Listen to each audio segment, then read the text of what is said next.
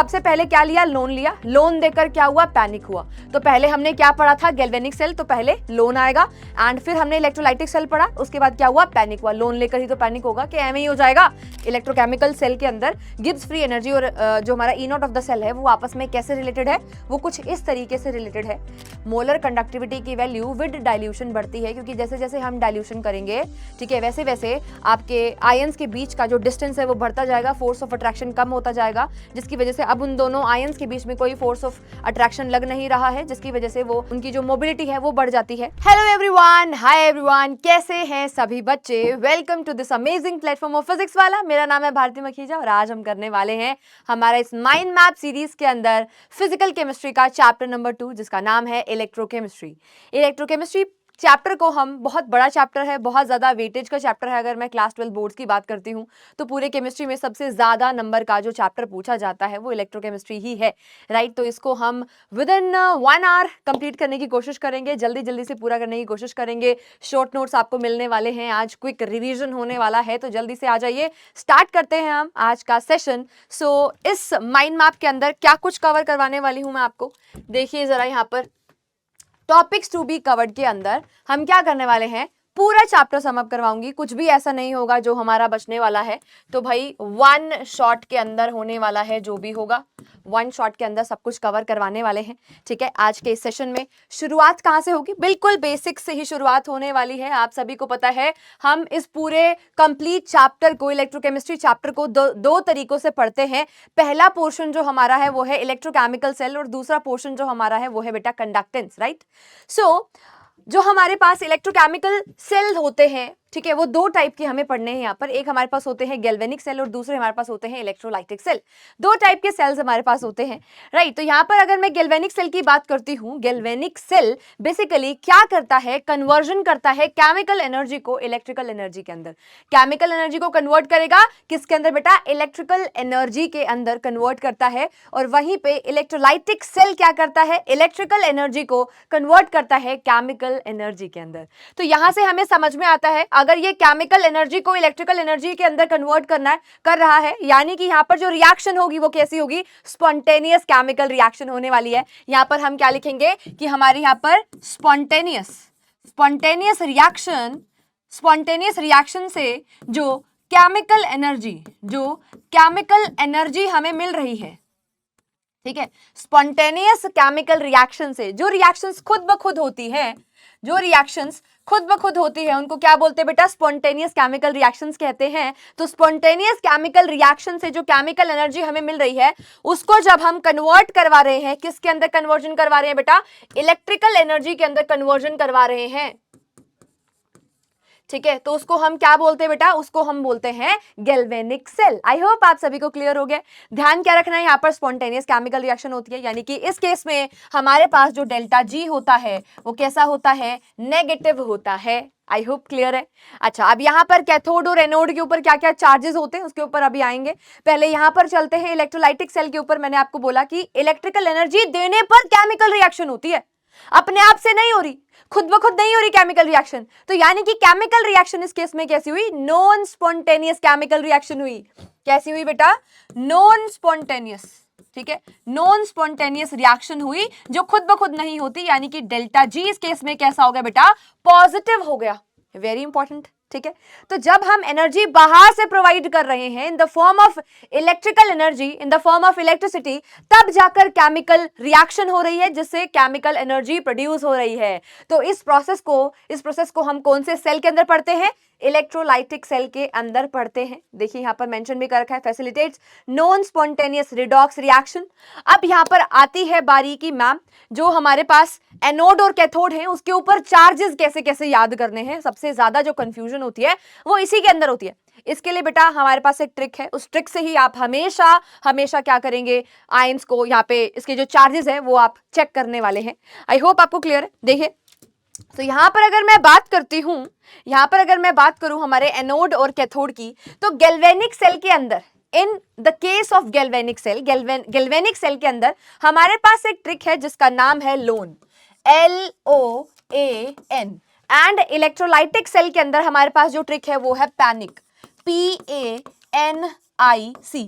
बस आपसे इतना सा मेरा छोटा सा रिक्वेस्ट बेटा ये है कि इन ट्रिक्स को इधर उधर मत कर देना, ठीक है। कहीं भाई इलेक्ट्रोलाइटिक सेल में लोन लगा दो, ठीक है, और गैल्वेनिक सेल के अंदर क्या लगा दो, पैनिक लगा दो, नहीं, फिर बहुत बड़ा पैनिक क्रिएट हो जाएगा एग्जाम में, नंबर में। तो ये काम नहीं करना है, प्लीज इस चीज को ध्यान रखेंगे। आप इसको ऐसे ध्यान रख सकते हो बेटा, आपको पता है हम जब एनसीईआरटी के सिलेबस की बात करते हैं तो हमेशा हम पहले क्या पढ़ते हैं, गैल्वेनिक सेल पढ़ते हैं, बाद में इलेक्ट्रोलाइटिक सेल पढ़ते हैं, ठीक है। तो आप इस तरीके से ध्यान रख सकते हो कि सबसे पहले क्या लिया, लोन लिया, लोन देकर क्या हुआ, पैनिक हुआ। तो पहले हमने क्या पढ़ा था, गैल्वेनिक सेल, तो पहले लोन आएगा एंड फिर हमने इलेक्ट्रोलाइटिक सेल पढ़ा, उसके बाद क्या हुआ, पैनिक हुआ। लोन लेकर ही तो पैनिक होगा कि एम ही हो जाएगा, ठीक है। तो इस तरीके से आप ध्यान रख सकते हो। ये हमें क्या बताता है, लोन, और पैनिक हमें क्या बताता है, इसको जल्दी से हम लिख लेते हैं। देखिए जल्दी से लिख लेते हैं, LOAN, LOAN, लोन क्या बता रहा है हमें, लोन हमें बताता है, L का मतलब बेटा यहां पर है लेफ्ट, L का मतलब बेटा जी यहां पर है क्या, लेफ्ट, लेफ्ट है, राइट। O4 क्या है बेटा यहां पर, O का मतलब है ऑक्सीडेशन हो रहा है, ठीक है।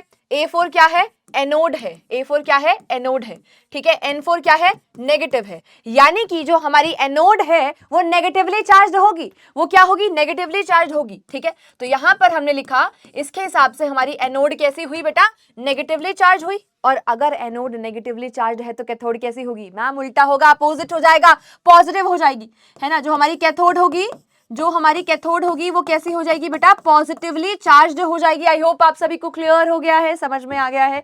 एनोड नेगेटिवली चार्ज होती है, कैथोड क्या होती है, पॉजिटिवली चार्ज्ड होती है। चमक गया, सभी को क्लियर हो गया है, कोई डाउट वाली, कोई दिक्कत वाली बात नहीं है, समझ में आ गया। चलिए अब हम क्या करेंगे, ये तो था बेटा गैल्वेनिक सेल के लिए, ये गैल्वेनिक सेल के लिए हमने पढ़ा था। यहाँ पर लिख भी देते हैं, है ना, कुछ बच्चे जो है गड़बड़ कर देते हैं, नहीं तो कौन सा सेल है ये,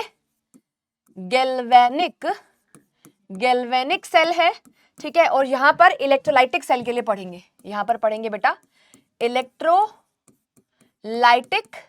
इलेक्ट्रोलाइटिक सेल के लिए पढ़ने वाले हैं। क्या सभी को क्लियर है। तो इलेक्ट्रोलाइटिक सेल के लिए मैंने क्या बताया भाई, पहले नोन लिया, फिर क्या हुआ, पैनिक आ गया, पैनिक, तो PANIC, पैनिक हुआ। और पैनिक से हमें क्या समझ में आता है, यहां पर P4 क्या है बेटा, पॉजिटिव, पॉजिटिव इज एनोड, जो हमारा एनोड है वो पॉजिटिवली चार्ज है, जस्ट अपोजिट है ना। यहाँ पर एनोड क्या है बेटा, इलेक्ट्रोलाइटिक सेल में पॉजिटिवली चार्ज होगा, और जो कैथोड होगा वो जस्ट अपोजिट क्या हो जाएगा, नेगेटिवली चार्ज्ड हो जाएगा, ठीक है। नेगेटिव इज कैथोड, C4 क्या है, कैथोड है, ठीक है। तो कैथोड कैसा हो गया, नेगेटिवली चार्ज्ड हो गया है। ये दोनों ट्रिक्स आपको ध्यान रखनी है बेटा, भूलना ही नहीं है, कुछ मर्जी भूल जाओ, तुम खुद का नाम भूल जाओ, ये ट्रिक मत भूलना, नहीं तो भाई बड़ी दिक्कत हो जाएगी, ठीक है। अच्छा अब यहां पर ये जो लेफ्ट हमें बता रहा है, ये हमें बताता है कि हमेशा इन अ गैल्वेनिक सेल आपको जो एनोड लेना है वो कहां पर लेना है, लेफ्ट साइड पर लेना है। एनोड को हमेशा कहां पर लगाते हैं बेटा, लेफ्ट साइड पर लगाते हैं। जब भी हम सेल रिप्रेजेंटेशन करते हैं वहां पर भी हमेशा लेफ्ट साइड पर आप क्या होता है, एनोड होता है, ठीक है। बीच में आपके पास क्या होता है बेटा, सॉल्ट ब्रिज होता है, एंड उसके बाद क्या लगाते हैं हम, कैथोड लगाते हैं, जिसको हम ABC मेथड से भी क्या करते हैं, याद करते हैं। आई होप आपको क्लियर हो गया है, ठीक है। सो ये आपको अच्छे से याद होना चाहिए, पता होना चाहिए, ठीक है। चलिए अब इसके बाद एक चीज और मैं यहां पर यहीं पर आपको बताना चाहूंगी, एनोड और कैथोड के ऊपर होता क्या क्या है, ठीक है। ये बहुत ज्यादा जरूरी बात है ना, दोनों में सेम चीज होती है। दिस इज फिक्स्ड, ये फिक्स है कि एनोड के ऊपर ऑलवेज एंड ऑलवेज क्या होगी बेटा, ऑक्सीडेशन होती है, ठीक है। और जो हमारा कैथोड होता है, कैथोड पर हमेशा हमेशा क्या होती है बेटा, रिडक्शन होती है, ठीक है। इसको आप ऐसे याद कर सकते हो, CR क्या होता है, क्लास के मॉनिटर को ना, आजकल कुछ नई सी टर्म आई है, क्लास के मॉनिटर को आजकल क्लास मॉनिटर नहीं कहते, क्या बोलते हैं, क्लास का रिप्रेजेंटेटिव है, ये क्लास का रिप्रेजेंटेटिव, यानी कि CR क्लास रिप्रेजेंटेटिव। तो C पर, कैथोड पर क्या हो रही है, रिडक्शन हो रही है। आई होप क्लियर हो गया है, याद हो गया है, ठीक है। ओके मैम, आगे चलिए, आगे याद करा दो, है ना। यस, सो यहां पर अब हम बातें करते हैं बेटा कुछ और इंपॉर्टेंट टर्म्स की यहां पर, ठीक है। तो सबसे पहले इंपॉर्टेंट टर्म जो यहां पर आती है वो है बेटा इलेक्ट्रोड का पोटेंशियल। इलेक्ट्रोड पोटेंशियल क्या होती है, इलेक्ट्रोड पोटेंशियल होता है बेटा potential difference between electrode and electrolyte. Electrode और इलेक्ट्रोलाइट के बीच में जो पोटेंशियल डिफरेंस क्रिएट होता है, जो चार्ज सेपरेशन की वजह से पोटेंशियल डिफरेंस क्रिएट होता है, उसी को ही हम क्या बोलते हैं, हमारा इलेक्ट्रोड पोटेंशियल कहते हैं। जैसे इसको मैं आपको जल्दी से अगर समझाने की कोशिश करूं, समअप करने की कोशिश करूं, लेट्स से मेरे पास ये एक बीकर है, ठीक है। इस बीकर के अंदर मैंने क्या ले ली बेटा, एक इलेक्ट्रोड डाल दी। यहाँ पर एक अंदर, इसके अंदर क्या प्रेजेंट है, एक इलेक्ट्रोलाइट प्रेजेंट है। इसके अंदर क्या प्रेजेंट है, एक इलेक्ट्रोलाइट प्रेजेंट है। अब यहाँ पे होगा क्या, यहाँ पर मान लीजिए ये जो आपकी इलेक्ट्रोड है ये जिंक की बनी हुई है। ये अगर इलेक्ट्रोलाइटिक सॉल्यूशन के अंदर Zn2 पॉजिटिव आयंस को रिलीज कर रही है तो इसके ऊपर क्या इकट्ठे हो रहे हैं, इलेक्ट्रॉन्स इकट्ठे हो रहे हैं। तो ऐसे होते होते बेटा आपके सॉल्यूशन में पॉजिटिव चार्ज इकट्ठा होता जा रहा है और इलेक्ट्रोड के ऊपर नेगेटिव चार्ज इकट्ठा होता जा रहा है। तो ये जो चार्ज सेपरेशन डेवलप हो रहा है, इसके ऊपर क्या आ रहे हैं बेटा, electrons electrons electrons electrons electrons electrons electrons इकट्ठा हो रहे हैं। और बाहर क्या हो रहा है, Zn2 positive Zn2 positive Zn2 positive Zn2 positive Zn2 positive. तो ये जो चार्ज का सेपरेशन हो रहा है, इसकी वजह से जो पोटेंशियल डिफरेंस जनरेट हो रहा है इलेक्ट्रोड और इलेक्ट्रोलाइट के जंक्शन पे, इंटरफेस पे, उसको क्या बोलते हैं बेटा, उसको हम कहते हैं इलेक्ट्रोड का पोटेंशियल। ठीक है, क्लियर हुआ सभी को। नेक्स्ट हमारे पास आता है अब इलेक्ट्रोड पोटेंशियल को जब हम स्टैंडर्ड कंडीशन पे लेते हैं, किस पर लेते हैं बेटा, एट स्टैंडर्ड कंडीशन। जब उसको कहां पर लेंगे, स्टैंडर्ड कंडीशन पर लेंगे। ठीक है, कहां पर लेंगे, जब उसको स्टैंडर्ड कंडीशन पर लेंगे तो उसको हम क्या बोलते हैं बेटा, स्टैंडर्ड इलेक्ट्रोड पोटेंशियल कहते हैं। क्या बोलते हैं, स्टैंडर्ड इलेक्ट्रोड पोटेंशियल कहते हैं। अब इस केस में जितनी भी स्पीसीज इन्वॉल्व हो रही हैं हमारे हाफ सेल के अंदर, उन सभी की कंसंट्रेशन फिक्स होती है, उन सभी की कंसंट्रेशन को स्टैंडर्ड कंडीशन पर लेते हैं, यानी कि यूनिटी होती है। कितना मानते हैं उसको, 1 के बराबर मानते हैं। जितनी भी स्पीसीज इन्वॉल्व हो रही हैं उन सभी हाफ सेल के अंदर उन सभी की कंसंट्रेशन क्या होती है बेटा, यूनिटी होती है। क्या सभी को क्लियर है? ठीक है। एंड उसके बाद हमारे पास बारी आती है SHE की। SHE क्या है बेटा, शी क्या है, स्टैंडर्ड हाइड्रोजन इलेक्ट्रोड है। ये हमारी एक रेफरेंस इलेक्ट्रोड होती है। ठीक है, स्टैंडर्ड हाइड्रोजन इलेक्ट्रोड क्या है, हमारी रेफरेंस इलेक्ट्रोड है, रेफरेंस इलेक्ट्रोड है। इसके रिस्पेक्ट में हम बाकी इलेक्ट्रोड के क्या निकालते हैं, वैल्यूज निकालते हैं। ठीक है, बाकियों का क्या निकालते हैं, इलेक्ट्रोड पोटेंशियल निकालते हैं, बाकियों का स्टैंडर्ड इलेक्ट्रोड पोटेंशियल निकालते हैं। क्योंकि बेटा ये जो SHE है ये हमारे पास स्टैंडर्ड हाइड्रोजन इलेक्ट्रोड है, ये स्टैंडर्ड कंडीशन पर ली जाती है। तो SHE के हेल्प से निकाले गए जितने भी इलेक्ट्रोड पोटेंशियल होते हैं वो भी क्या होते हैं, स्टैंडर्ड इलेक्ट्रोड पोटेंशियल ही हमें देते हैं, यानी कि एक फिक्स कंसंट्रेशन के ऊपर। ठीक है, एक स्टैंडर्ड कंडीशन के ऊपर ही हमें सारी वैल्यूज मिलती है अगर हम SHE की हेल्प से कोई भी वैल्यू निकालते हैं। ये वाला पॉइंट आपको ध्यान रखना है। SHE के केस में हम करते क्या है, SHE के केस में हमारे पास क्या होती है, प्लेटिनम इलेक्ट्रोड होती है, जिसके ऊपर हम प्लेटिनम ब्लैक का क्या कर देते हैं, उसकी कोटिंग लगा देते हैं। प्लेटिनम ब्लैक जो होता है, ब्लैक कलर का फाइनली डिवाइडेड पाउडर होता है। ठीक है, जो कि काफी ज्यादा कैटालिटिक होता है क्योंकि सरफेस एरिया उसका उस टाइम पर बढ़ जाता है। अगेन यहां पर हम फिर क्या करते हैं, 1 बार प्रेशर के ऊपर हाइड्रोजन गैस को इसके अंदर डालते हैं। ठीक है, क्या डालते हैं, प्लस 1 बार प्रेशर पर किसको डालते हैं, हाइड्रोजन गैस को हम हमारी हाइड्रोजन इलेक्ट्रोड के अंदर पुश करते हैं।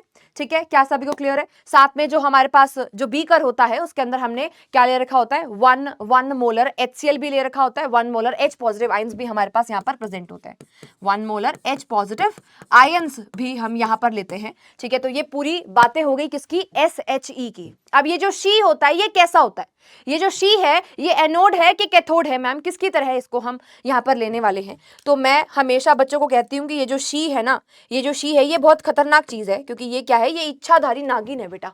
शी क्या है, इच्छाधारी नागिन है। ठीक है, तो ये जो है जब इसकी जो इच्छा होगी ये वही बन जाएगी। ठीक है, शी की जो इच्छा होगी ये वही बन जाएगी भाई। ठीक है, क्योंकि ये क्या है, इच्छाधारी नागिन है। ये एनोड की तरह भी एक्ट कर सकती है। ठीक है, SHE as anode and SHE as cathode. ठीक है, कैथोड की तरह भी ये एक्ट कर सकती है और एनोड की तरह भी ये एक्ट कर सकती है। एनोड के ऊपर क्या होता है मैम, एनोड पर तो ऑक्सीडेशन होता है।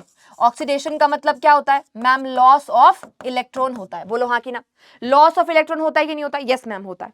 कैथोड के ऊपर क्या होता है मैम, कैथोड के ऊपर रिडक्शन होता है, और रिडक्शन का मतलब क्या होता है बेटा, गेन ऑफ इलेक्ट्रॉन होता है। बोलो हाँ कि ना, क्लियर हो गया? ठीक है, अगर यहाँ पर लॉस ऑफ इलेक्ट्रॉन है तो करा दो भाई, लॉस करा दो, फिर लॉस कराओ ना, हाइड्रोजन थी हमारे पास, हाइड्रोजन गैस हमने ली, इसने 2 इलेक्ट्रॉन्स को लूज करा, क्या बना दिया बेटा 2H पॉजिटिव आयंस यहाँ पर इसने रिलीज कर दिए। तो ये हमारे पास क्या है SHE एज एनोड, वहां पर एनोड के ऊपर ये रिएक्शन यहाँ पर हमारे पास होती है, लॉस ऑफ इलेक्ट्रॉन होता है, एंड कैथोड के ऊपर रिडक्शन यानी कि गेन, तो यहाँ पर हम गेन कराएंगे 2H पॉजिटिव जो है 2 इलेक्ट्रॉन्स को गेन करेंगे और क्या बना लेते हैं बेटा हाइड्रोजन गैस का फॉर्मेशन कर लेते हैं। तो इस तरीके से यहाँ पर क्या होती है हमारे पास रिएक्शन होती है। अब यहाँ पर इन दोनों की रिप्रेजेंटेशन भी बेटा हमको समझनी है, सबका ध्यान यहाँ पर होना चाहिए। बेटा यहाँ पर इसको रिप्रेजेंट कैसे करेंगे, आपको पता है ये सब कुछ हो कहाँ पर रहा है। हमने पहले यहाँ पर लिया क्या है, प्लेटिनम का इलेक्ट्रोड लिया है, ठीक है, प्लेटिनम के ऊपर ही तो हमने पुश कराया ना 1 बार प्रेशर के ऊपर हाइड्रोजन गैस को, ठीक है। तो सबसे पहले हमारे पास प्लेटिनम था, प्लेटिनम सॉलिड था, ठीक है, जिसके ऊपर क्या आई हमारे पास हाइड्रोजन, यहाँ पर क्या है हाइड्रोजन गैस को हमने लिया है, मैं इसको थोड़ा सा और ढंग से लिखती हूँ उधर, प्लेटिनम को हमने लिया है किसमें बेटा सॉलिड में, ठीक है। फिर हम क्या लगाएंगे, एक लाइन लगाएंगे, ठीक है। ये लाइन क्या रिप्रेजेंट करती है कि यहाँ पर फेज चेंज हो रहा है, ये सॉलिड है, सॉलिड से गैसेस फेज में जा रहा है, इसको क्या बोलते हैं फेज बाउंड्री बोलते हैं, ठीक है। तो यहाँ पर क्या हो रही है हाइड्रोजन गैस हमने ली है, इसका प्रेशर हम मेंशन करेंगे कितना बेटा 1 बार, ठीक है। फिर हम फिर से क्या करेंगे फेज बाउंड्री लगाएंगे, क्योंकि ये जो H पॉजिटिव आयंस है ये एक्वस मीडियम में आ रहे हैं, ये किस में आ रहे हैं एक्वस मीडियम के अंदर आ रहे हैं। फिर हमने यहाँ पर H पॉजिटिव लगाया और क्या लिखा एक्वस लिखा, ठीक है। तो ये किसकी रिप्रेजेंटेशन है बेटा, ये जो रिप्रेजेंटेशन आपको दिखाई दे रही है ये रिप्रेजेंटेशन किसकी है बेटा जी, ये रिप्रेजेंटेशन है SHE एज एनोड की, SHE एज एनोड की। एज इट इज आप कैथोड की भी कर सकते हो बेटा, इसकी यहाँ पर आप SHE एज कैथोड की भी रिप्रेजेंट कर सकते हो। चलिए यहाँ पर हम कर देते हैं SHE एज कैथोड, ठीक है। SHE एज कैथोड लेंगे तो यहाँ पर सबसे पहले अगेन प्लेटिनम सॉलिड से स्टेट में आएगा, फेज बाउंड्री लगाएंगे, यहाँ पर क्या हो रहा है मैम H पॉजिटिव आयंस है, एक्वा स्टेट में है, अगेन फेज बाउंड्री आएगी, ठीक है। फिर किसके अंदर कन्वर्ट हो रहे हैं हाइड्रोजन गैस के अंदर कन्वर्ट हो रहे हैं एट 1 बार, ठीक है। तो इस तरीके से ये जो मैंने रिप्रेजेंटेशन लिखी है ये किसकी है, ये आपकी SHE एज कैथोड की हमारे पास क्या आ गई है रिप्रेजेंटेशन आ गई है, ठीक है। अब ये सारी बातें हो गई भाई हमारे पास इलेक्ट्रोड पोटेंशियल की, स्टैंडर्ड इलेक्ट्रोड पोटेंशियल की। अब अगर आपको बेटा स्टैंडर्ड इलेक्ट्रोड पोटेंशियल निकालना है, ठीक है, तो आपको क्या आना चाहिए, आपको सबसे पहले तो सेल की रिप्रेजेंटेशन आनी चाहिए, आपको सेल को रिप्रेजेंट कैसे करना है वो आना चाहिए, ठीक है। उसके बाद फिर हम क्या करेंगे कैलकुलेशन करने वाले हैं किसका स्टैंडर्ड इलेक्ट्रोड पोटेंशियल का, ठीक है। तो सबसे पहले हम यहां पर देख लेते हैं आपका सेल रिप्रेजेंटेशन। सबसे पहले बेटा जी यहां पर हम देखेंगे, ठीक है, क्या देखने वाले हैं सेल का रिप्रेजेंटेशन। तो यहां पर सेल रिप्रेजेंटेशन में मैंने आपको पहले ही बताया वी हैव ABC मेथड। कौन सा मेथड बेटा ABC मेथड। A फॉर क्या होता है एनोड, एनोड को हमेशा कहां पर लेते हैं बेटा लेफ्ट साइड पर लेते हैं, हमेशा ध्यान रखना है। B कहां किस लिए लेते हैं, बीचों बीच क्या होता है सॉल्ट ब्रिज, जो कि इंटरनल सर्किट को कंप्लीट करने में हेल्प करता है, ठीक है, जिसके अंदर हम अगार एंड इलेक्ट्रोलाइट लेते हैं। ये सारी चीजें जो बताती हुई चल रही है ना भाई, लिख लो इसको, मजाक नहीं हो रहा, लिख लो, नोट डाउन कर लो, नोट इट डाउन, ठीक है। अच्छा C फॉर क्या है कैथोड है, C4 क्या है कैथोड है। कैथोड पर क्या, कैथोड को कहां पर लेते हैं हमेशा राइट साइड पर लेते हैं, इस तरीके से हम इसको लेते हैं। रिप्रेजेंट कैसे करेंगे एनोड लिया, इन दोनों को कनेक्ट कर रखा होता है इंटरनल सर्किट सॉल्ट ब्रिज की हेल्प से। फिर यहाँ पर क्या लेते हैं बेटा कैथोड हम लेते हैं। एनोड पर मैंने आपको पहले ही बताया क्या होता है ऑक्सीडेशन होता है, और यहाँ पर कैथोड पर क्या होता है बेटा रिडक्शन होता है। रिडक्शन का मतलब क्या होता है गेन होता है, राइट।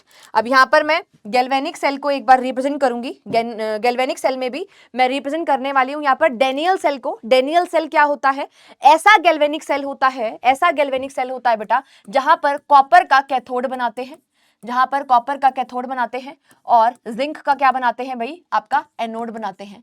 ऐसे गैल्वेनिक सेल को हम क्या बोलते हैं डेनियल सेल कहते हैं। आई होप आपको चमक गया है, अगर चमक रहा है तो भाई स्टार्स बनाते रहें, सितारे चमकाते रहें कमेंट सेक्शन के अंदर, ठीक है। अच्छा ओके, तो ये जो है हमारा एनोड, ठीक है, यहाँ पर ऑक्सीडेशन हमने कराया है, तो मैं यही वाला सेम एग्जाम्पल यहाँ पर उठा लेती हूँ। यहाँ पर हम क्या लेंगे जिंक लेने वाले हैं, ठीक है। यहाँ पर जो हमारा जिंक सॉलिड है वो किसके अंदर कन्वर्ट हो जाएगा बेटा, वो Zn2 पॉजिटिव के अंदर कन्वर्ट हो जाएगा एक्वस मीडियम के अंदर। अगेन यहाँ पर हम क्या लगाएंगे सॉल्ट ब्रिज लगाएंगे, सॉल्ट ब्रिज को यहाँ पर लगाएंगे, ठीक है। अच्छा जी ठीक है मैम, सॉल्ट ब्रिज लगा दिया। अब यहाँ पर क्या आएगा कॉपर आएगा, कॉपर जो है 2 पॉजिटिव, ठीक है, एक्वस मीडियम से क्या कर रहा है, गेन ऑफ 2 इलेक्ट्रॉन्स करके कॉपर सॉलिड का के अंदर कन्वर्ट हो रहा है, कॉपर सॉलिड के अंदर कन्वर्ट हो रहा है, ठीक है। तो यहां पर क्या हो रहा है, अगर हम देखें यहां पर, अगर इसको ध्यान से हम देखें तो बेटा जिंक 0 से Zn2 पॉजिटिव के अंदर जा रहा है, इंक्रीज इन ऑक्सीडेशन स्टेट हो रही है, क्या हो रही है, इंक्रीज इन ऑक्सीडेशन स्टेट हो रही है। और यहाँ पर क्या हो रहा है, +2 से 0 में जा रहा है, तो यहाँ पर क्या हो रहा है बेटा, डिक्रीज इन ऑक्सीडेशन स्टेट हो रही है। तो डिक्रीज इन ऑक्सीडेशन स्टेट को क्या बोलते हैं हम, रिडक्शन कहते हैं। डिक्रीज इन ऑक्सीडेशन स्टेट को क्या बोलते हैं बेटा, रिडक्शन कहते हैं, ठीक है। और इंक्रीज इन ऑक्सीडेशन स्टेट को हम क्या बोलते हैं, जल्दी से बताइए, ऑक्सीडेशन कहते हैं। क्या कहते हैं बच्चों पार्टी, ऑक्सीडेशन कहते हैं। आई होप आप सभी को क्लियर हो गया है। ये था हमारा सेल का रिप्रेजेंटेशन। अब मेरे को क्या निकालना है, मेरे को अब क्या निकालना है बेटा, मुझे निकालना है इलेक्ट्रोड पोटेंशियल की कैलकुलेशन, ठीक है। तो उसके लिए मेरे पास फॉर्मूला है E not of the cell, ठीक है। एट स्टैंडर्ड कंडीशन बातें कर रही हूं, क्या होगा, E not cathode minus E not anode, E not cathode minus में ई नॉट एनोड, ठीक है। ये बात आपको ध्यान रखनी है, ठीक है। चलिए अब यहां पर कैथोड, ई नोड कैथोड और ई नोड एनोड हमें समझ में आ गया, ये हमारे पास फॉर्मूला है। अब जो आपका इलेक्ट्रोड पोटेंशियल होता है बेटा, वो ऑक्सीडेशन पोटेंशियल भी हो सकता है और वो रिडक्शन पोटेंशियल भी हो सकता है। आपको पता है जो हमारा इलेक्ट्रोड पोटेंशियल है ना, जो हमारा क्या है, इलेक्ट्रोड पोटेंशियल है, और वो भी नॉर्मल वाला नहीं भाई, स्टैंडर्ड वाले की बात करेंगे हम। तो स्टैंडर्ड है कि नहीं कुछ, ठीक है। तो स्टैंडर्ड वाले की जब हम बातें करेंगे तो स्टैंडर्ड इलेक्ट्रोड पोटेंशियल जो होता है ये भी 2 टाइप का होता है। कौन कौन सा, standard oxidation potential SOP and standard reduction potential, ठीक है। अब आईयूपीएसी ने कहा कि भाई किसी को किसी तरीके की कंफ्यूजन ना हो, इसी वजह से according to IUPAC, international union of pure and applied chemistry, हमारा जो स्टैंडर्ड इलेक्ट्रोड पोटेंशियल है वो क्या है, वो स्टैंडर्ड रिडक्शन पोटेंशियल है। यानी कि जब भी हम कैलकुलेशन करेंगे तो हम हमेशा किसकी टर्म्स में बातें करेंगे, स्टैंडर्ड रिडक्शन पोटेंशियल की टर्म्स में बातें करेंगे। यानी कि ये जो कैथोड और एनोड की वैल्यूज ली गई होंगी ये किस में होंगी, इन रिडक्शन पोटेंशियल, ठीक है। ये रिडक्शन पोटेंशियल की टर्म्स में हमने वैल्यू लेनी है, ठीक है। क्या सभी को क्लियर। अच्छा अब यहां पर जो एसआरपी होता है, स्टैंडर्ड रिडक्शन पोटेंशियल होता है, ये नेगेटिव ऑफ एसओपी होता है। ये वाली बात भी आप सभी बच्चों को बहुत अच्छे से बेटा जी ध्यान रखना है। मैं साइड हो जाती हूँ, सभी बच्चे इसको एक बार देख लेंगे, ठीक है। काफी सारी चीजें हमने यहाँ पर सम अप कर ली है, लिख ली है, काफी इंपॉर्टेंट बातें हैं, ठीक है जी। सभी को आई होप क्लियर हो गया होगा, ठीक है। अब इसी के साथ हम चलते हैं बेटा हमारी नंस्ट इक्वेशन के ऊपर। क्या बोलते हैं इसको, नंस्ट इक्वेशन के ऊपर। नंस्ट इक्वेशन हमें क्या बताती है, बेसिकली हमने जो भी इलेक्ट्रोड पोटेंशियल की अभी तक बातें करी बेटा, वो स्टैंडर्ड कंडीशन के ऊपर बातें करी, चाहे वो एसएचई हो, चाहे एसएचई की हेल्प से निकाली गई दूसरी इलेक्ट्रोड हो, उन सभी का जो इलेक्ट्रोड पोटेंशियल था वो स्टैंडर्ड कंडीशन पे था। अगर भाई स्टैंडर्ड कंडीशन ना मिले तब क्या कर लोगे, तो उस चीज के साथ डील कौन करता है, हमारी नंस्ट इक्वेशन डील करती है, जो कि हमें क्या कहती है, ये कहती है कि जो हमारे पास ई ऑफ द सेल होता है, यानी कि एट एनी कंसंट्रेशन ले लो, कोई मतलब नहीं है, किसके बराबर है, ये बराबर है E not of the cell minus 0.0591 upon में एन लॉग क्यू, ये इसके बराबर होता है, ठीक है। ये हमारे पास क्या होती है, हमारी नंस्ट इक्वेशन है। मैं इसको यहां पर मेंशन करना चाहूंगी, ठीक है। कलर को हम दूसरा ले लेते हैं। मैंने क्या बोला, ई ऑफ द सेल जो है किसके बराबर है, E not of the cell minus 0.0591 upon में एन, क्या लिखेंगे, लॉग क्यू, ठीक है। क्या सभी को क्लियर। ये क्या है, हमारी नंस्ट इक्वेशन है। यहां पर आप सभी को पता है ई क्या है, E not of the cell क्या है, और लॉग क्यू क्या है। क्यू यहां पर क्या है बेटा, रिएक्शन क्वेश्चन है, ठीक है। ये क्या बता रहा है हमें, ये बेटा जी हमें रिएक्शन क्वेश्चन दे रहा है, ठीक है। निकालते कैसे हैं, ये क्यू को हम कैसे निकालते हैं आपको पता है, कंसंट्रेशन ऑफ प्रोडक्ट, ठीक है, अपॉन में कंसंट्रेशन ऑफ रिएक्टेंट और प्रोडक्ट का आपस में हमने क्या लेते हैं, रेशियो लेते हैं। इस तरीके से हम क्या निकालेंगे, हमारा क्या निकालते हैं बेटा, नंस्ट इक्वेशन निकालते हैं, ठीक है। क्यू की वैल्यू हम यहाँ पर क्या करेंगे, निकालेंगे, ठीक है। क्या सभी को यहाँ पर सारी बातें समझ में आ गई हैं, ठीक है, यस और नो, क्लियर हो गया है। चलिए इतनी बात अगर आपको अच्छे से और बढ़िया से समझ में आई है तो अब हम थोड़ा सा और आगे मूव करते हैं। और यहीं पर अगर मैं आपको एक इक्वेशन दूं, ठीक है, इसी चीज में ना कई बार बच्चे क्या कर देते हैं, गलती कर देते हैं, तो तुम गलती ना करो, इसलिए हम एक इक्वेशन के थ्रू इसको समझते हैं। मेरे पास एक इक्वेशन है, आप देखिए ध्यान से इसको, ठीक है, अगर ऐसे कुछ मेरे को कंडीशन मिलती है, ठीक है, अगर मुझे कुछ ऐसी कंडीशन मिलती है तो उस केस में बेटा मैं Q को कैसे कैलकुलेट करूंगी। यहाँ पर जो small a, small b, small c और स्मॉल d है बेटा, ये आपके बैलेंस्ड केमिकल इक्वेशन के क्या दे रखे हैं, कोफिशिएंट दे रखे हैं। तो ये जो कोफिशिएंट टाइप बेटा, ये भी बहुत ज्यादा जरूरी होते हैं। अगर आपको इसके बारे में नहीं पता होगा तो आप Q की वैल्यू गलत निकालेंगे। ठीक है, तो यहाँ पर जो Q आएगा हमारे पास फॉर दिस पर्टिकुलर इक्वेशन, क्या आएगा बेटा, कंसंट्रेशन ऑफ प्रोडक्ट लिखते हैं पहले C, और ये जो आपको कोफिशिएंट दिख रहा है ये इसकी पावर के फॉर्म में इसको हमने ऊपर चढ़ाना है। फिर क्या लिखेंगे, डी की पावर स्मॉल डी अपॉन में क्या लिखेंगे, कंसंट्रेशन ऑफ रिएक्टेंट यानी कि ए एंड बी। ठीक है, कंसंट्रेशन ऑफ ए की power A, concentration of B की पावर बी। ठीक है, ये वाला पॉइंट आपको भूलना ही नहीं बेटा, ये बहुत ज्यादा जरूरी है, ये बहुत ज्यादा जरूरी है। ठीक है, फिर बेटा हमने यहाँ पर गिब्स फ्री एनर्जी के साथ भी क्या किया था, एक रिलेशन फाइंड आउट करा था। ठीक है, जिसको हम यहीं पर इसी वाले डब्बे में ही नोट डाउन कर लेते हैं। ठीक है, जो हमें कहता है कि डेल्टा जो जी है, डेल्टा जी नोट जो है वो minus n F E not of the cell के बराबर होता है ना, इलेक्ट्रोकेमिकल सेल के अंदर। ठीक है, इलेक्ट्रोकेमिकल सेल के अंदर गिब्स फ्री एनर्जी और जो हमारा ई नॉट ऑफ द सेल है वो आपस में कैसे रिलेटेड है, वो कुछ इस तरीके से रिलेटेड है। ठीक है, यहाँ पर डेल्टा जी नोट जो है minus n F E not of the cell के बराबर है। यहाँ पर ये एफ हमें क्या बताता है, ये एफ हमें क्या बता रहा है, एफ हमें बता रहा है मैम फेराडे कांस्टेंट, जिसमें 1 फेराडे क्या होता है, किसके बराबर होता है, 1 फेराडे बराबर होता है बेटा 96500 कूलाम के बराबर होता है। ये सारी चीजें आपको नोट डाउन करनी है, ध्यान रखनी है। ठीक है, अब यहीं पर बेटा नन्स इक्वेशन के अंदर ही अगर मैं यहाँ पर कहूँ कि इक्विलिब्रियम कंडीशन पर, ठीक है, इक्विलिब्रियम कंडीशन पर क्या होगा, तो यहां पर हम लिखते हैं एट इक्विलिब्रियम। ठीक है, इक्विलिब्रियम कंडीशन पर होता क्या है, जो आपका E ऑफ द सेल होता है उसकी वैल्यू बेटा हो जाती है 0 के बराबर ये हो जाता है। तो यहां पर अगर मैं इसकी वैल्यू 0 पुट करूंगी तो मेरे पास फॉर्मूला क्या बन जाएगा, E naught of the cell is equal to 0.0591 upon में n लॉग Q की जगह पे, क्योंकि एट इक्विलिब्रियम मैं यहां पर लिख रही हूं तो मैं यहां पर क्या लिख दूंगी, के सी लिख दूंगी। क्या लिख दूंगी बेटा, के सी लिख दूंगी। ठीक है, क्या सभी को क्लियर है। इस फॉर्मूला के ऊपर बेस्ड भी बहुत सारे क्वेश्चन बेटा आपके पेपर में, बोर्ड के एग्जाम में पूछे जाते हैं। ठीक है, तो ये वाले फॉर्मूलाज जो मैंने अभी यहाँ पर लिखे हैं ये बहुत ज्यादा इंपॉर्टेंट फॉर्मूलाज है, आपको भूलना ही नहीं। ठीक है, चाहे आप अपना नाम भूल जाएं, अपने घर का पता भूल जाएं, पर ये फॉर्मूलाज आपको नहीं भूलने हैं।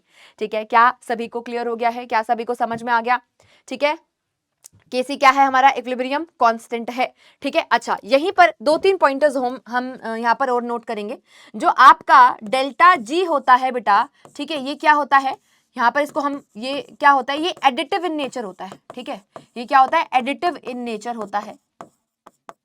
का क्या मतलब हुआ कि अगर मेरे को डेल्टा G1 की वैल्यू पता है, डेल्टा G2 की वैल्यू पता है, तो ये आपस में क्या हो जाएंगे, ऐड हो सकते हैं। तो यानी कि डेल्टा G1 प्लस में डेल्टा G2 जो होता है ये किसके बराबर हो जाएगा, डेल्टा G3 के बराबर होता है। ठीक है, पर जो हमारे पास ई ऑफ द सेल होता है वो एडिटिव इन नेचर नहीं होता है।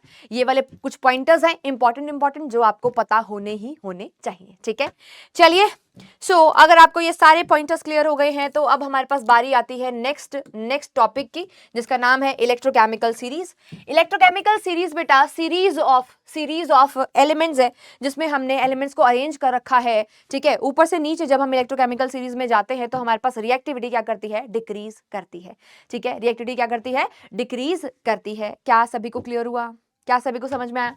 डाउन द सीरीज हमारे पास क्या होता है, रिएक्टिविटी डिक्रीज करती है एंड रिडक्शन पोटेंशियल की जो वैल्यू है वो क्या करती है, हमारे पास इंक्रीज कर रही होती है। तो यहां पर हम लिखेंगे डाउन द सीरीज, क्या लिखेंगे हम, down the series reduction potential increases. ठीक है, एंड रिएक्टिविटी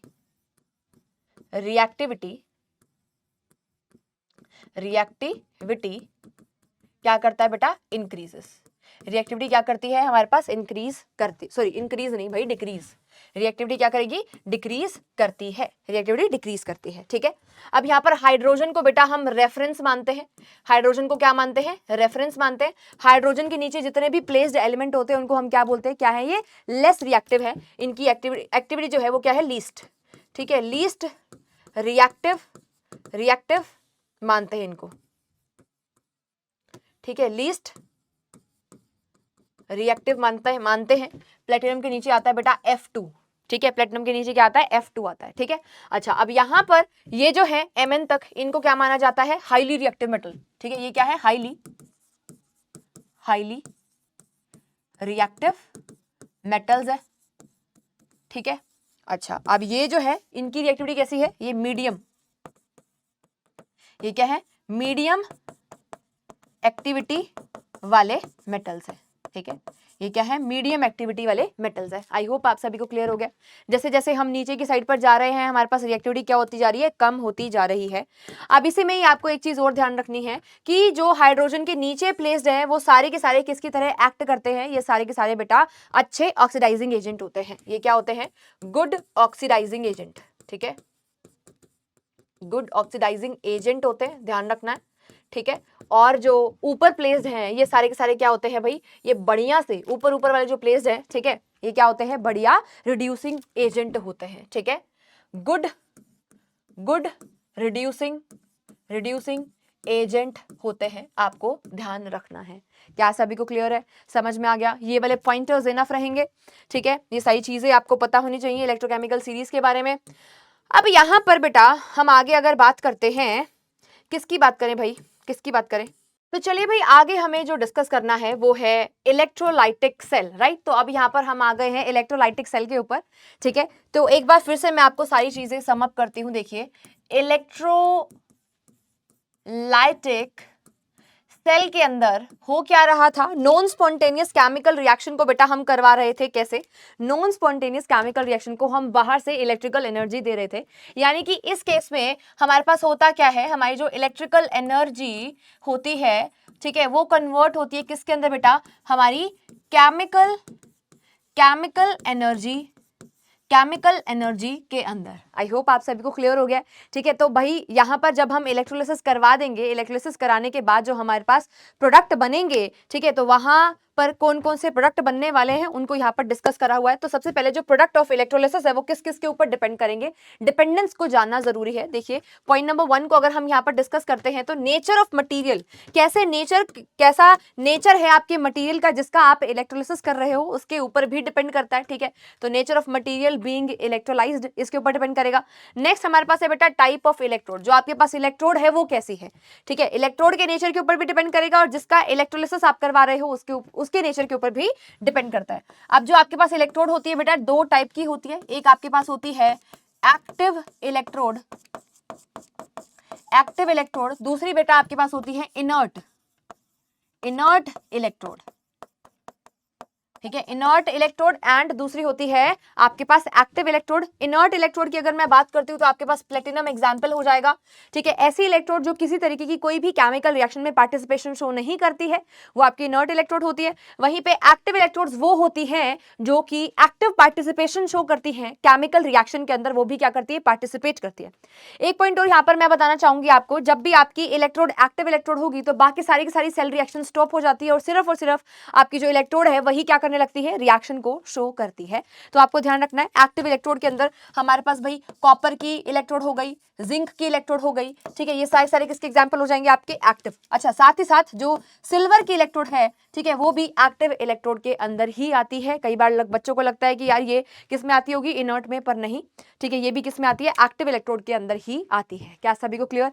तो यहां पर बेटा आपको पता ही है, यहाँ पर आप सभी को पता ही है कि हम यहाँ पर कुछ एग्जाम्पल्स हमारी एनसीईआरटी के अंदर दे रखे हैं, ठीक है, जैसे कि आपके पास NaCl का एग्जाम्पल, NaCl मोल्टन, ठीक है, मोल्टन फॉर्म में हमने NaCl ले रखा है, ठीक है, मोल्टेंट नहीं भाई, NaCl कैसा, मोल्टन फॉर्म में, सोडियम क्लोराइड मोल्टन, ठीक है। इसके इलेक्ट्रोलिसिस प्रोडक्ट आपसे पूछे गए हैं, ठीक है, इंपॉर्टेंट वाली चीजें बता रही हूं।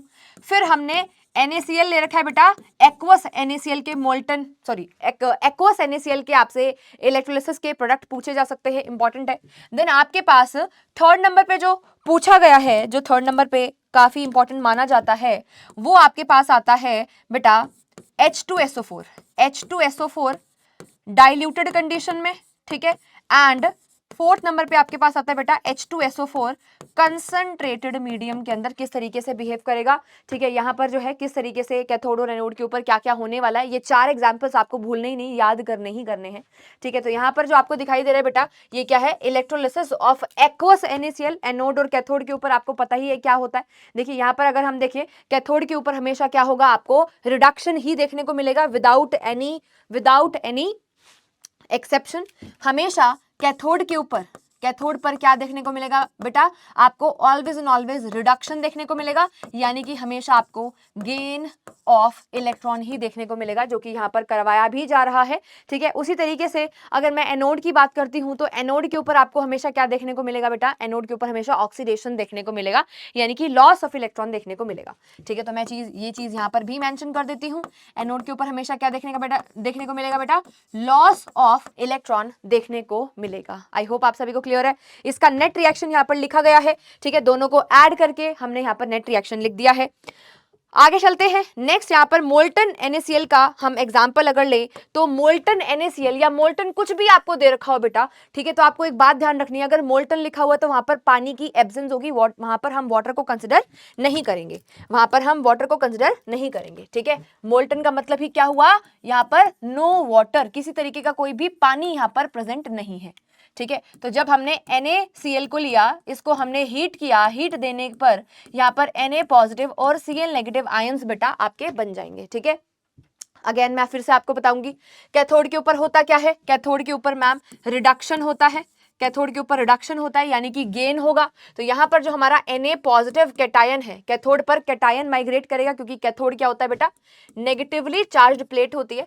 कैटायन यहाँ पर माइग्रेट करेगा और क्या करेगा, डिस्चार्ज होगा बाय गेनिंग 1 इलेक्ट्रॉन। यहाँ पर क्या बन जाएगा बेटा, Na का फॉर्मेशन हो जाएगा। एनोड की अगर मैं बात करती हूँ बेटा, एनोड के ऊपर ऑक्सीडेशन होगा। ठीक है, और एनोड के ऊपर जो चार्ज होता है वो पॉजिटिव चार्ज होता है, इसी वजह से बेटा एनोड के ऊपर एनायन क्या करेंगे, माइग्रेट करेंगे, जो कि नेगेटिवली चार्ज्ड होने वाले हैं। Cl नेगेटिव आयंस जो हैं क्या करने वाले हैं, यहाँ पर 2 इलेक्ट्रॉन्स को यहाँ पर लूज करेंगे। ठीक है, और यहाँ पर किस चीज का फॉर्मेशन कर लेंगे, क्लोरीन गैस का यहाँ पर फॉर्मेशन कर लेंगे। आई होप आप सभी को क्लियर हो गया। इस तरीके की यहाँ पर रिएक्शन होती है और आप यहाँ पर ऐड करके नेट सेल रिएक्शन भी निकाल सकते हैं। ठीक है, सो इसका नेट सेल रिएक्शन आपको निकालना है।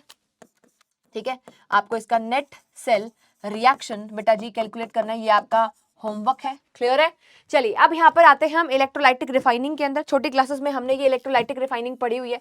ठीक है, इलेक्ट्रोलाइटिक रिफाइनिंग ऑफ कॉपर आपके सिलेबस का पार्ट है। यहाँ पर जो जो पॉइंटर्स इंपॉर्टेंट है मैं बस वही आपको नोट डाउन करवाने वाली हूँ। यहाँ पर हम लेते क्या है, जब भी इलेक्ट्रोलाइटिक रिफाइनिंग करते हैं कॉपर का, यहाँ पर मैं बेसिकली एग्जाम्पल ले रही हूँ, तो हमेशा जो हमारी एनोड होगी, एनोड जो होगी हमेशा इम्प्योर कॉपर की हम बनाते हैं, और जो हमारी कैथोड होती है, ठीक है, जो हमारी कैथोड होती है वो हमेशा बेटा जी प्योर कॉपर की हम बनाते हैं। ये वाला पॉइंट आपको ध्यान रखना है। अब यहाँ पर जो हमारे पास इम्प्योर कॉपर की रॉड है बेटा, ठीक है, उसके अंदर कुछ ऐसी इंप्योरिटीज भी प्रेजेंट है जो कि सॉल्यूबल नहीं होंगी, वो क्या होंगी, इनसॉल्यूबल होंगी, तो उसको हम क्या बोलते हैं, उसको हम एनोड मड कहते हैं। ये बात आपको ध्यान रखनी है। बस ये वाले कुछ पॉइंटर्स हैं जो आपको ध्यान रखने होंगे। यहाँ पर एनोड हमेशा इम्प्योर कॉपर, कैथोड हमेशा प्योर कॉपर। ठीक है, और ऐसी चीजें, ऐसा आपके पास इम्प्योरिटीज जो कि सोल्यूबलाइज नहीं हो रहा है, उसको हम क्या बोलते हैं, एनोड मड बोलते हैं। और अगर मैं इलेक्ट्रोलाइट की बात करती हूँ, इलेक्ट्रोलाइट की बात करती हूँ, ठीक है, तो जो हमारा इलेक्ट्रोलाइट होता है सेम मेटल का सोल्ट होता है, कॉपर सल्फेट को लेंगे, वो भी acidified to increase the conduction, वो भी कैसा, एसिडिफाइड। ठीक है, आई होप आप सभी को क्लियर हो गया। अगला टॉपिक के ऊपर अगर हम चलते हैं बेटा, वो है फैराडे लॉ। फैराडे जो साइंटिस्ट थे, उन्होंने अपने क्या दिए थे, 2 लॉज दिए थे, अपने 2 लॉ के बारे में बताया था। उन्होंने कहा था कि अपने फर्स्ट लॉ के अंदर जो उनका पहला लॉ था वो क्या कहता है, वो कहता है अमाउंट ऑफ प्रोडक्ट जो है वो डायरेक्टली प्रोपोर्शनल है आपके किसके ऊपर, क्वांटिटी ऑफ चार्ज के ऊपर ये डिपेंड करता है। ठीक है, तो अगर मैं क्वांटिटी की बात करती हूँ, Q जो होता है वो बेटा I इंटू में T के बराबर है। ठीक है, किसके बराबर है ना, कितना करंट हम कितनी देर के लिए पास करेंगे उसके ऊपर ये डिपेंड करता है। तो हमारे पास यहाँ से फॉर्मूला निकल कर आता है, क्या निकल कर आता है, W is equals to W is equal to Z into में I इंटू में T। ये हमारा क्या है बेटा, फर्स्ट लॉ है, पहला लॉ है। ये क्या है हमारे पास, इलेक्ट्रोकेमिकल इक्विवेलेंट इसको कहते हैं। क्या बोलते हैं, इलेक्ट्रोकेमिकल इक्विवेलेंट, इक्विवेलेंट कहते हैं। I जो है हमारे पास क्या है बेटा, करंट है, ठीक है। T क्या है बेटा, हमारे पास टाइम है, और W क्या है बेटा, प्रोडक्ट है, ठीक है, ठीक है। अमाउंट ऑफ प्रोडक्ट क्या है, अमाउंट ऑफ प्रोडक्ट है, ठीक है, क्लियर है। अब यहीं पर अगर मैं सेकंड लॉ की बात करती हूं तो सेकंड लॉ बड़ा ही सिंपल है। सेकंड लॉ का जो फॉर्मूला होता है वो क्या होता है, वो है W1 by W2 is equal to E1 upon में E2, ठीक है। E1 बाय में E2, ठीक है। क्या सभी को क्लियर है। ये हमारे पास क्या है, इक्विवेलेंट वेट के बराबर होता है, ठीक है। किसके रेशियो के बराबर है, इक्विवेलेंट वेट के रेशियो के बराबर है। आई होप आप सभी को क्लियर हो गया है, यस और नो। तो ये था हमारा फैराडे लॉ, जिससे हमें ये भी समझ में आता है कि जो 1 फैराडे की वैल्यू होती है ना, ये भी हमें याद होनी चाहिए, किसके बराबर है, 96500 कूलाम के ये बराबर होती है, ठीक है। क्या सभी को क्लियर हो गया है, क्या सभी को समझ में आ गया है। चलिए नाउ वी विल मूव आगे, एंड इसी के अंदर ही हमें जो चीजें शुरू करनी है बेटा, वो कंडक्टेंस का टॉपिक शुरू करना है। यहाँ पर आप सभी को पता है, इस फॉर्मूला को सभी बच्चे 10th क्लास से पढ़ते आ रहे हैं, R is equal to rho L by में A, ठीक है, रो L बाई में A। इस फॉर्मूला से ही हम यहाँ पर क्या निकालने वाले हैं, एक और फॉर्मूला निकालने वाले हैं। देखिए इस रो को मैं क्रॉस मल्टीप्लाई कर रही हूँ, तो मेरे पास फॉर्मूला बन गया 1 by rho is equal to 1 upon में R L बाई में A, ठीक है। जो ये जो 1 अपॉन में रो है, इसको क्या बोलते हैं, कंडक्टिविटी कहते हैं, जिसको K से कापा से रिप्रेजेंट करते हैं। और 1 अपॉन में R जो है, ठीक है, ये क्या होता है, कंडक्टेंस है, ठीक है। क्या सभी को समझ में आया, R रेजिस्टेंस है, ठीक है। 1 बाय में R इनवर्स ऑफ रेजिस्टेंस यानी कि कंडक्टेंस के बराबर होगा, जिसको G से रिप्रेजेंट करते हैं। L बाई A बेटा फिक्स होता है, ये सेल का कांस्टेंट होता है, इसको क्या बोलते हैं, सेल कांस्टेंट, जिसको मैं G स्टार से यहाँ पर रिप्रेजेंट करने वाली हूँ।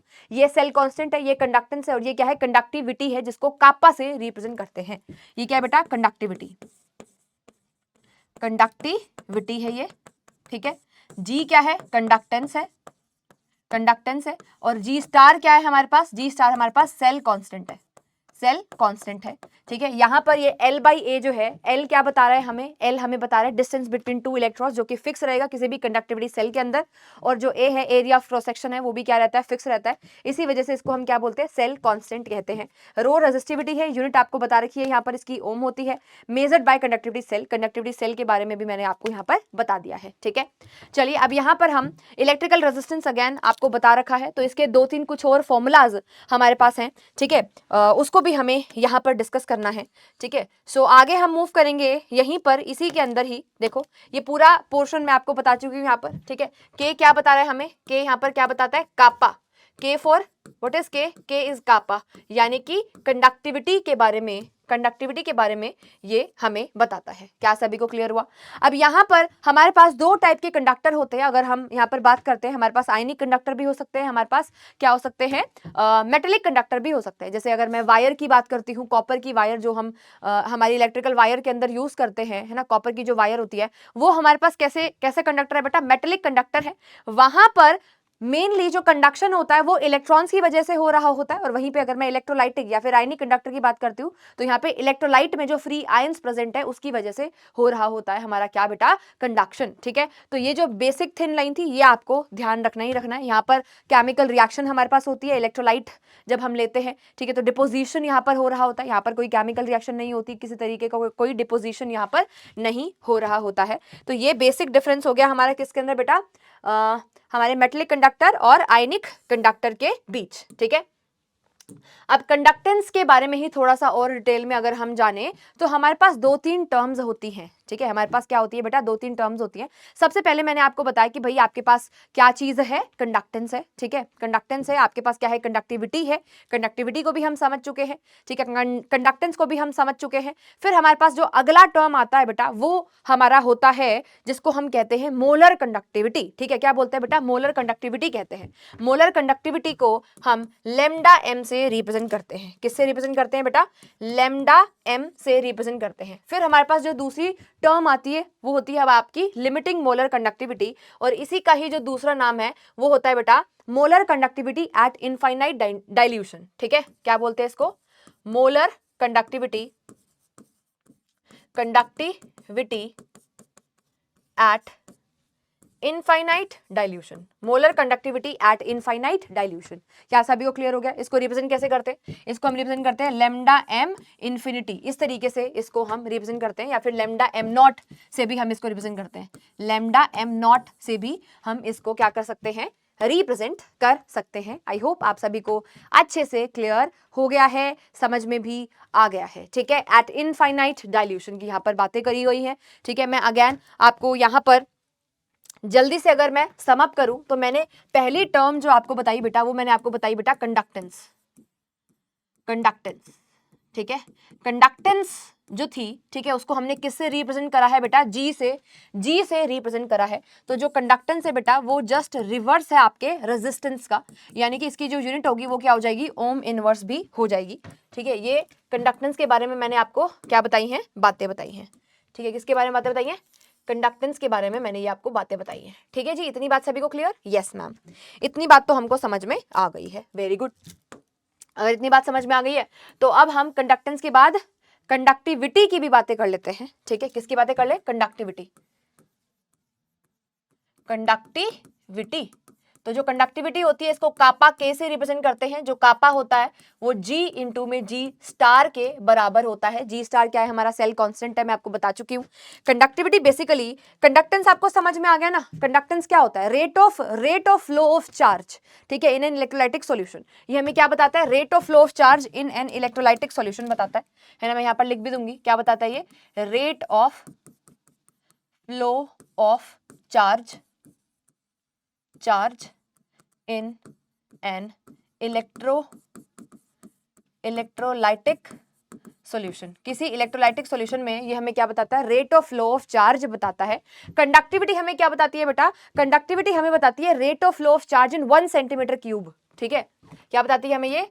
Rate of flow of charge हमने यहाँ पर वॉल्यूम फिक्स कर दिया in 1 centimetre cube volume. 1 centimetre cube volume के अंदर जो हमारे पास rate of flow of charge होता है उसको क्या बोलते हैं? कंडक्टिविटी कहते हैं। इसी के बाद हमारे पास अगला टर्म आता है जिसको हम बोलते हैं बेटा मोलर कंडक्टिविटी। क्या बोलते हैं? Molar conductivity. यहाँ पर डालो, लाइन डालो, क्या लिखोगे? Molar conductivity. मोलर कंडक्टिविटी को किससे लिखते हैं हम? लेमडा एम से रिप्रेजेंट करते हैं। और ये जो मोलर कंडक्टिविटी होती है बेटा लेमडा एम, इसका फॉर्मूला अगर मैं आपको लिखवाऊं तो ये क्या होता है? हमारे पास कापा इंटू 1000 इन अपोन में क्या लेते हैं? यहाँ पर हम मोलैरिटी लेते हैं। ये इसका फॉर्मूला है। और ये होता क्या है? ये हमें बताता है बेटा rate of flow of charge. ये हमें क्या बताता है? Rate of flow of charge बताता है in one mole electrolyte. In 1 molar electrolyte, 1 molar electrolyte के अंदर rate of flow of charge बताता है। ठीक है, और यहाँ पर वॉल्यूम कितना होगा? V volume. इन वी वॉल्यूम मैंने क्या बोला? Rate of flow of charge in 1 molar electrolyte. ठीक है, इन वी वॉल्यूम। ठीक है, वी वॉल्यूम के अंदर। ठीक है, तो ये क्या होता है? हमारे पास मोलर कंडक्टिविटी होता है। अगेन मोलर कंडक्टिविटी के बाद अगला टॉपिक जो हमारे पास आता है वो है molar conductivity eight infinite dilution. ठीक है, molar conductivity eight infinite dilution, यानी कि जब मैं डाइल्यूशन क्या कर दूं बेटा? इनफाइनाइट कर दूं। जब मैं क्या कर दूं? इनफाइनाइट डाइल्यूशन कर दूं, तब क्या होगा? आपका जो मोलर कंडक्टिविटी होती है बेटा विद डाइल्यूशन क्या करती है? बढ़ती है। मोलर कंडक्टिविटी की वैल्यू विद डाइल्यूशन बढ़ती है, क्योंकि जैसे जैसे हम डाइल्यूशन करेंगे, ठीक है, वैसे वैसे आपके आयंस के बीच का जो डिस्टेंस है वो बढ़ता जाएगा, फोर्स ऑफ अट्रैक्शन कम होता जाएगा, जिसकी वजह से अब उन दोनों आयंस के बीच में कोई फोर्स ऑफ अट्रैक्शन लग नहीं रहा है, जिसकी वजह से वो उनकी जो मोबिलिटी है वो बढ़ जाती है। ठीक है, उनका मूवमेंट फास्ट हो जाता है, जिसकी वजह से हमारे पास जो क्या है कंडक्टिविटी वो भी क्या करती है? बढ़ जाती है। तो यहाँ से हमें समझ में आया कि विद डाइल्यूशन, इसको हम यहाँ पर लिखेंगे बहुत अच्छे से। कैसे लिखेंगे? विद डाइल्यूशन, हम पहला पॉइंट लिखेंगे यहाँ पर, विद डाइल्यूशन हमारी जो मोलर कंडक्टिविटी है, कंडक्टिविटी है ये क्या करती है बेटा, मोलर कंडक्टिविटी आपकी इंक्रीज करती है, ठीक है। मोलर कंडक्टिविटी क्या करती है, इंक्रीज करती है। मुझे एक बात बताओ, अगर डाइल्यूशन के साथ मोलर कंडक्टिविटी की वैल्यू यानी कि लैम्डा एम की वैल्यू बढ़ रही है, ठीक है, तो अगर मैं डाइल्यूशन को मैक्सिमम कर दूं, अगर मैं क्या कर दूं बेटा, डाइल्यूशन को, अगर मैं डाइल्यूशन को बेटा मैक्सिमम कर दूं, तो मेरे पास जो लैम्डा एम की वैल्यू है वो भी मैक्सिमम हो जाएगी कि नहीं हो जाएगी, हाँ कि ना। तो डाइल्यूशन को मैक्सिमम कितना कर सकते हैं, इनफाइनाइट कर सकते हैं। तो इसकी वैल्यू इनफाइनाइट कंडीशन पर, जब मैंने इनफाइनाइट डाइल्यूशन कर दिया तो उसको हम क्या बोलेंगे, लैम्डा एम नॉट, यानी कि molar conductivity eight infinite dilution बोलेंगे। तो इनफाइनाइट डाइल्यूशन के ऊपर कंसंट्रेशन क्या हो जाएगी, अप्रोच करेगी जीरो को, ठीक है। इस कंडीशन पे आपकी जो कंसंट्रेशन है वो जीरो को अप्रोच करती है। तो ऐसे कंडीशन पर जो आपका लैम्डा एम है वो लैम्डा एम नॉट के बराबर हो जाता है, ठीक है। क्या सभी को क्लियर हुआ, ठीक है। अब यहीं पर अगर हम क्या बनाते हैं, दो ग्राफ प्लॉट करते हैं बेटा for strong and weak electrolyte. यहीं पर बनाएंगे बेटा दोनों ग्राफ्स, ठीक है। देखिए ये पहला ग्राफ हमारे पास और ये हमारे पास है हमारा दूसरा ग्राफ। दोनों में हम यहाँ पर क्या ले रहे हैं, मोलर कंडक्टिविटी ले रहे हैं, यहाँ पर भी हम मोलर कंडक्टिविटी ले रहे हैं, ठीक है। इस कंडीशन यहाँ पर हम क्या ले रहे हैं, कंसंट्रेशन ले रहे हैं, ठीक है। ये स्ट्रॉन्ग इलेक्ट्रोलाइट के लिए है, ये है बेटा फॉर स्ट्रॉन्ग इलेक्ट्रोलाइट, और ये है बेटा आपके वीक इलेक्ट्रोलाइट के लिए, फॉर वीक इलेक्ट्रोलाइट, ये आपके वीक इलेक्ट्रोलाइट के लिए है। क्या सभी को क्लियर हुआ। तो स्ट्रॉन्ग इलेक्ट्रोलाइट के लिए भाई जैसे जैसे आपके पास कंसंट्रेशन बढ़ेगी, जैसे जैसे आपके पास कंसंट्रेशन बढ़ेगी, तो ठीक है, जब कंसंट्रेशन जीरो थी बेटा, जब आपकी कंसंट्रेशन कितनी थी, ठीक है, कंसंट्रेशन जीरो थी, यानी कि जब मैक्सिमम डाइल्यूशन था उस कंडीशन पर लैम्डा एम जो है वो लैम्डा एम नॉट के बराबर था। ये बात को कोई भी बच्चा मना नहीं कर सकता। सेम यहाँ पर चाहे वीक हो चाहे स्ट्रॉन्ग हो, जब आपके पास कंसंट्रेशन बेटा जीरो थी, यानी कि जब डाइल्यूशन मैक्सिमम था, इनफाइनाइट डाइल्यूशन था, उस कंडीशन पर आपका लैम्डा एम जो है लैम्डा एम नॉट के बराबर था, ठीक है। अब क्या होगा, धीरे धीरे जब कंसंट्रेशन बढ़ रही है, यानी कि डाइल्यूशन को हम कम कर रहे हैं, ठीक है, डाइल्यूशन को क्या कर रहे हैं, हम कम कर रहे हैं, उस कंडीशन में आपका जो ग्राफ है वो कैसा जाएगा, डाउनवर्ड जाएगा, ठीक है। लैम्डा एम की वैल्यू क्या करेगी, डिक्रीज करेगी। तो इस तरीके से हमें ग्राफ देखने को मिलता है। स्ट्रॉन्ग इलेक्ट्रोलाइट में स्लो स्लो डिक्रीज देखने को मिलता है, और अगर हम बात करते हैं वीक इलेक्ट्रोलाइट की, तो यहाँ पे आपको एक्सपोनेंशियल डिक्रीज देखने को मिलता है। वीक और स्ट्रॉन्ग इलेक्ट्रोलाइट के ग्राफ में फर्क है, एंड ये काफी ज्यादा इंपॉर्टेंट भी है, ठीक है, काफी इंपॉर्टेंट पॉइंट है। आई होप आप सभी को अच्छे से समझ में आ गया है, ठीक है। चलिए अब इस पॉइंटर के बाद अगेन मैं यहाँ पर आपको दिखाती हूँ यहाँ पर, ठीक है। ये सारी चीजें मैं आपको बता चुकी हूँ यहाँ पर, सारी चीजें, ये वाला फॉर्मूला भी हम लिख चुके हैं, ठीक है। यहाँ पर आपको क्या बता रखा है भाई, मोलर कंडक्टिविटी के बारे में बता रखा है। उसी तरीके से हमारे पास एक और कंडक्टिविटी होती है जिसको हम क्या बोलते हैं, इलेक्ट्रोवेलेंट कंडक्टिविटी बोलते हैं, जिसको हम लैम्डा एन से रिप्रेजेंट करते हैं, जिसका फॉर्मूला होता है कंडक्टिविटी, ठीक है, कापा इंटू 1000, ठीक है, अपोन में क्या लिखते हैं, नॉर्मेलिटी लिखते हैं। ये वाला फॉर्मूला भी आप ध्यान रख सकते हैं, क्लियर है। तो ये सारी चीजें हमने अच्छे से डिस्कस कर ली है, आई होप आपको क्लियर हो गया है, ठीक है। नाउ वी विल मूव आगे, एंड यहाँ पर हम यहाँ पर डिस्कस करने वाले हैं। देखिए स्ट्रॉन्ग इलेक्ट्रोलाइट के लिए इक्वेशन यहाँ पर आपको मेंशन कर रखा है, and for the weak electrolyte जो हमारे पास डिग्री ऑफ डिसोसिएशन होता है वो किसके बराबर होता है, लैम्डा एम अपोन में लैम्डा एम नॉट के बराबर होता है, ठीक है, क्लियर है। ये भी इंपॉर्टेंट पॉइंटर है, आपको ध्यान रखना है। अल्फा क्या बताता है, डिग्री ऑफ डिसोसिएशन के बारे में हमें बताता है, ठीक है। और ये पर्टिकुलर इक्वेशन के ऊपर बेटा सैंपल पेपर में क्वेश्चन आपका दे रखा है, सीबीएसई का जो सैंपल पेपर है उसमें क्वेश्चन दे रखा है, आपको ध्यान रखना है यहाँ पर, ठीक है। क्वेश्चन में असर्शन रीजन के अंदर सैंपल पेपर में ये वाला क्वेश्चन दिया गया है, यहाँ पर लैम्डा एम है, यहाँ पर लैम्डा एम नॉट है। पेपर में क्या लिखा गया है इक्वेशन, ये वाला, ये जो आपको लैम्डा एम दिया गया है, ठीक है, इसको लैम्डा एम नॉट को यहाँ पर लिखा गया है, इसको यहाँ पर लिखा गया है, तो ऐसा गलत है, आपको ध्यान रखना है। जो हमारा लैम्डा एम है उसको लैम्डा एम नॉट के बराबर रखा हुआ है, ठीक है, इसको ध्यान रखेंगे इस इक्वेशन को। This equation is important, sample paper में दिया है एंड यहाँ से क्वेश्चन पूछा जा सकता है, ठीक है। फिर हमारे पास आता है बेटा खराश लॉ, ठीक है, कोलराउश लॉ भी इसको कहते हैं। तो ये क्या होता है, Kohlrausch law of independent migration of ions, ठीक है। ये बेसिकली लिमिटिंग मोलर कंडक्टिविटी की बातें करता है, यानी कि molar conductivity eight infinite dilution की बातें करता है। तो जब भी हमें किसी का भी क्या निकालना होता है, हमें क्या निकालना होता है बेटा, लिमिटिंग मोलर कंडक्टिविटी निकालना होता है एट, यानी कि molar conductivity eight infinite dilution निकालना होता है, तो वो अपने कोआयन के ऊपर डिपेंड नहीं करता। सिंपल सी बात ये है, वो वहां पर हमें बस ऐड करना होता है, ठीक है, उसके कॉन्स्टिट्यूएंट आयंस को। कहने का मतलब ये है कि अगर मेरे को क्या निकालना है, lambda am not of NaCl निकालना है तो ये किसके ऊपर डिपेंड करेगा, lambda am not of Na positive के ऊपर प्लस में lambda am not of Cl negative के ऊपर डिपेंड करता है। ये वाली बात आपको ध्यान रखनी है, अपने कॉन्स्टिट्यूएंट आयंस के ऊपर ही वो क्या करेगा, डिपेंड करता है। ठीक है, क्लियर हो गया सभी को। इसके बाद हमारे पास जो टॉपिक आता है बेटा वो है बैटरी। ठीक है, बैटरीज का टॉपिक आता है। बैटरी के टॉपिक के अंदर आपको पता है हमारे पास प्राइमरी सेल होता है, हमारे पास सेकेंडरी सेल होता है। जो प्राइमरी सेल होता है बेटा वो आपका रिचार्जेबल सेल नहीं होता है। जैसे कि ड्राई सेल का एग्जांपल हम लेते हैं तो वो प्राइमरी सेल के अंदर आता है। लेक्लांचे सेल, मरकरी सेल, ये दोनों के दोनों रिचार्जेबल नहीं होते। सेल रिएक्शन आपको यहाँ पर दिखाई दे रही है, इसमें आपको ये ध्यान रखनी पड़ेगी। आप 2 से 3 बार लिखकर देखेंगे, आपको याद हो जाएगा। ठीक है, इसको हम बार बार यूज नहीं कर सकते, can not be used again and again. ठीक है, रिचार्जेबल नहीं होता है। सेकेंडरी सेल क्या होता है, रिचार्जेबल होता है, इसको बार बार हम यूज कर सकते हैं। जैसे कि लेड स्टोरेज बैटरी हमारे सेकेंडरी सेल का एग्जांपल है। अगेन निकल कैडमियम बैटरी भी हमारे किसका एग्जांपल है बेटा, सेकेंडरी सेल का एग्जांपल है। ये सेल रिएक्शन एक जगह पे लिख दी गई है, आपको काफी हेल्पफुल रहेगा, ध्यान रखना है आपको। फिर हमारे पास आता है बेटा फ्यूल सेल। फ्यूल सेल के अंदर आपको ध्यान रखना है आपकी जो हीट ऑफ कंबशन होती है उसको कन्वर्ट किया जाता है किसके अंदर, इलेक्ट्रिकल एनर्जी के अंदर। ये जो लाइन मेंशन करी हुई है इसी के ऊपर बहुत बार आपके बोर्ड एग्जाम में क्वेश्चन पूछा गया है। ठीक है, ये यहाँ पर इक्वेशन भी मेंशन करा हुआ है। ठीक है, क्या सभी को क्लियर है, नेट सेल रिएक्शन यहाँ पर लिखा गया है, क्लियर है। अब इसी के साथ बैटरीज के अंदर ही मैंने एक बार फिर से चीजों को समअप करके आपको देने की कोशिश करी है, आपको परोसने की कोशिश करी है। तो सबसे पहले हमारे सिलेबस के अंदर जो है वो लेक्लांचे सेल है, जहां पर आपको एनोड किसकी तरह, एनोड कौन है, कैथोड कौन है।